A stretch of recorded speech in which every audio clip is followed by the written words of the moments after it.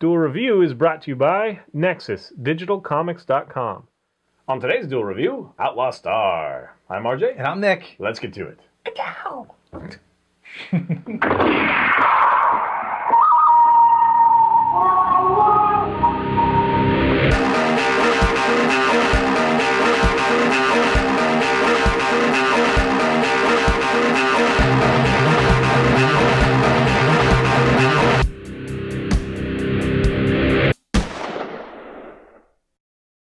Welcome, everybody. Today is Thursday the 17th, and we're going to be talking about Outlaw Star. That's right. And it was one of the first animes that I saw, and I guess it's kind of good that it was one of the first ones because it's kind of a melody of all of anime. It's like seriously they took like a melting pot and just put everything in and boiled it down into Outlaw Star. Okay. But it is good. You know, the action scenes are fun. It came out in 1998 for Japan and 2001 for us, with a lot of censorship on it, you know. Yeah, which profanity is was funny taken when out. I heard that. I can't imagine, if you watch this anime, you can't imagine having like strange nudity or whatever. Or cursing or anything, yeah. Although, I guess the character does, you know. Yeah. The main character, Gene Wilder, he visits brothels. Yeah, he sows oats. He sows oats.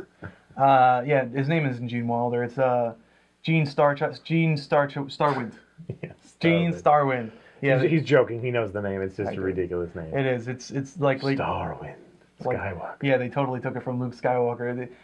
This anime takes absolutely no risks, and it like takes a whole bunch of stereotypes and cliche elements of anime and manga and just jams it in, but in a good way. Yeah, it still manages to be good, but yeah, we've talked about it before, and we've managed to discover that, you know, it's kind of like one of those things. Cowboy Bebop, it takes a lot of risks. Right. I love we're going to be talking about that next week, but it takes risks, and it has some strange character choices. This takes absolutely no risks at all. None of that. It plays it safe. Yeah, it takes every single cliche and pop culture thing. I think there's a cat girl in there, you know, just for good measure. But it is polished, you know, just like the artwork. You know, the artwork is pretty good. It is. Strong. I enjoy it. I love the ships. Buffed out any uniqueness, maybe. Yeah, they did. But oh, a dimple? Nope, not anymore. But I think the reason that we wanted to bring it up, or you especially, is because it is a good access point to anime. It's definitely one of the first ones that I've seen. And we just talked about, you know, why anime, you know, is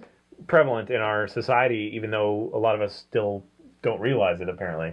And, you know, a lot of people have some sort of barrier to entry to anime. I don't know why, but we talked about that already.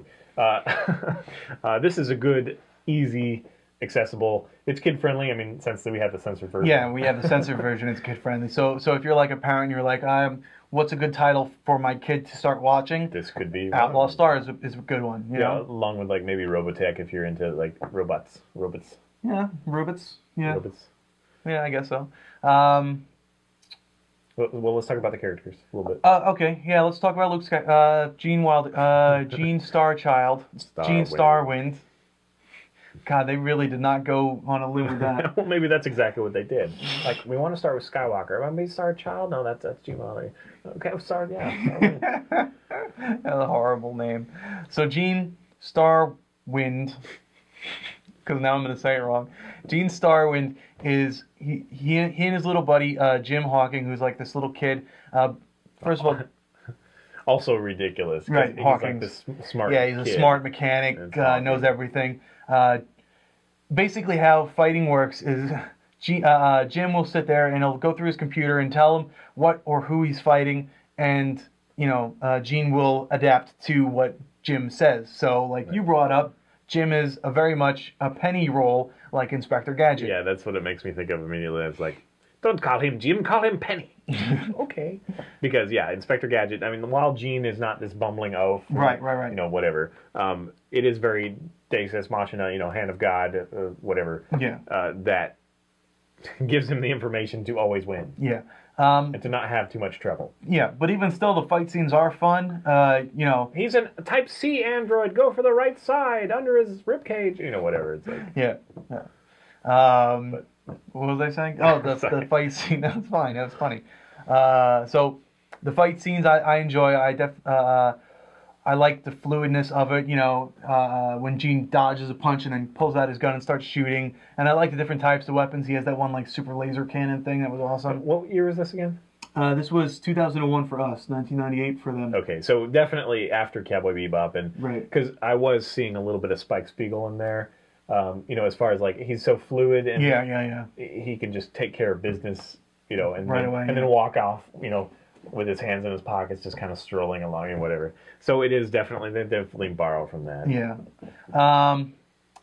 So the story, I guess I should get into. Well, maybe not much, but I'll get into some of it. A bit. Yeah. Why is it called Outlaw Star?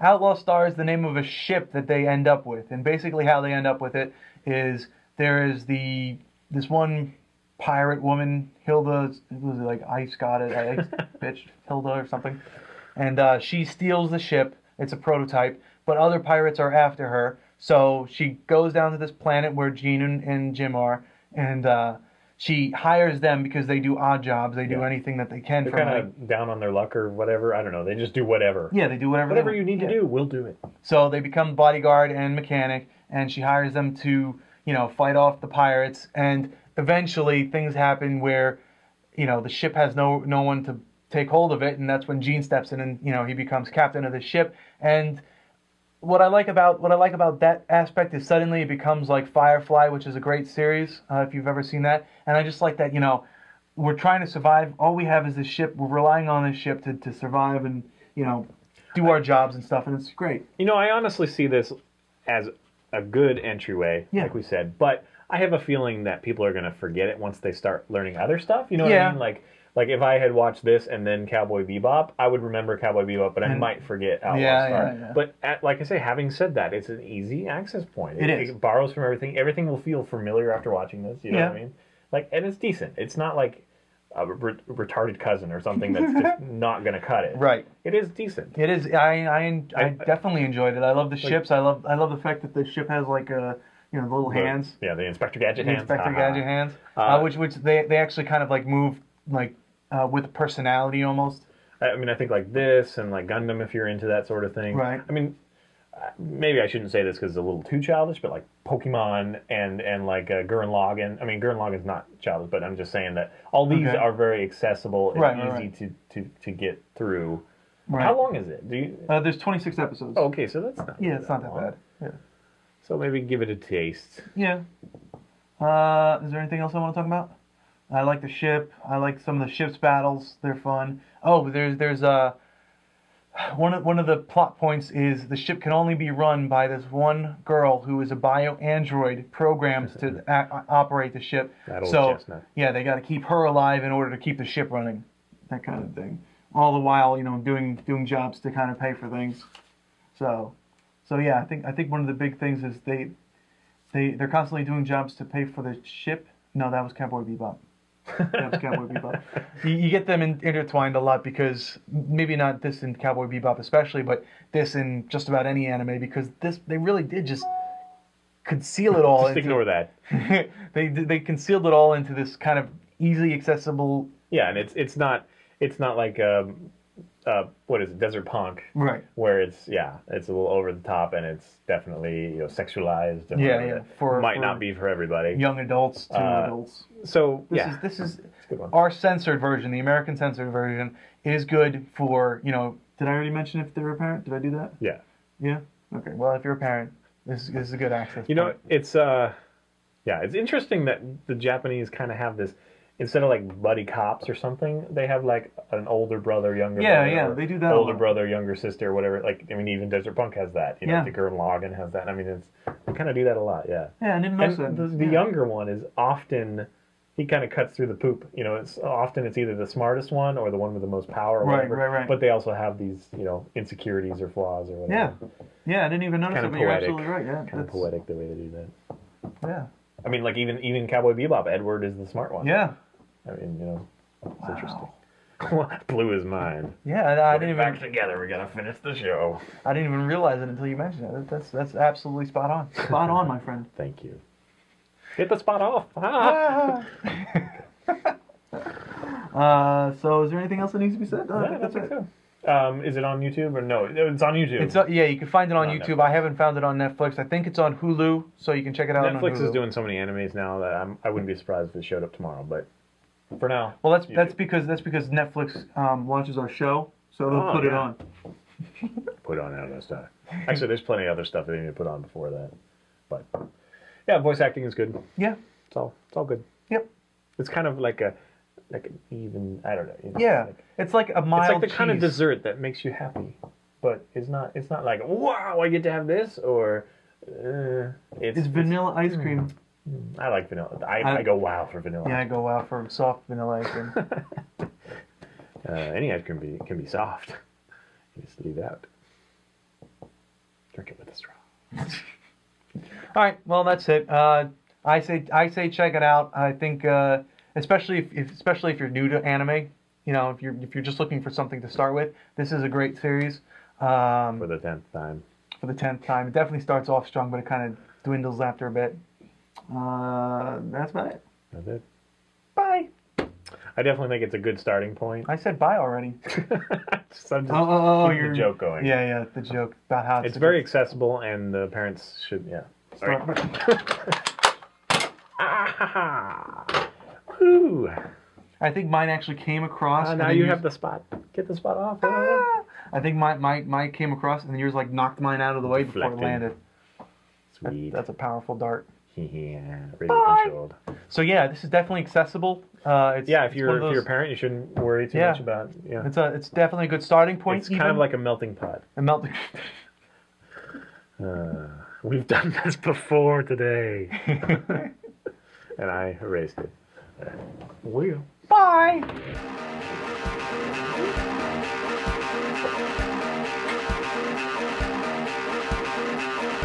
Coming up, our 100th episode, Mystery Science Theater 3000.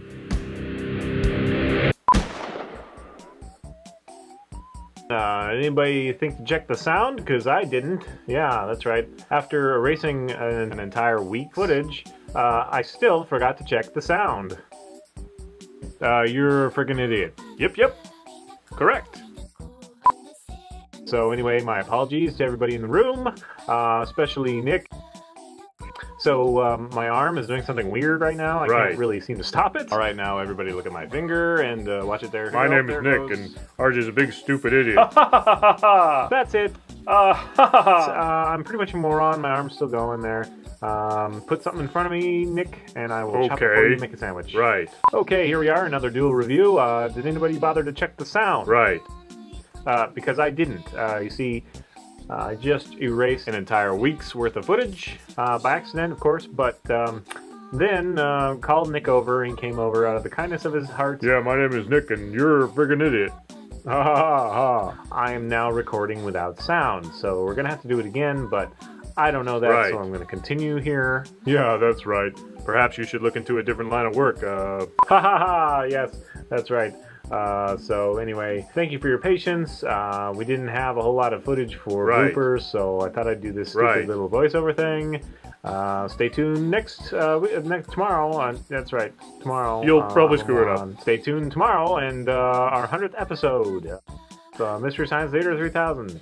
Whoosh for no reason. Whoosh again. I mean, what do you want? I don't know. Maybe a little professionalism. How about? You're right. You're absolutely right. I'm Nick, and RJ's a moron.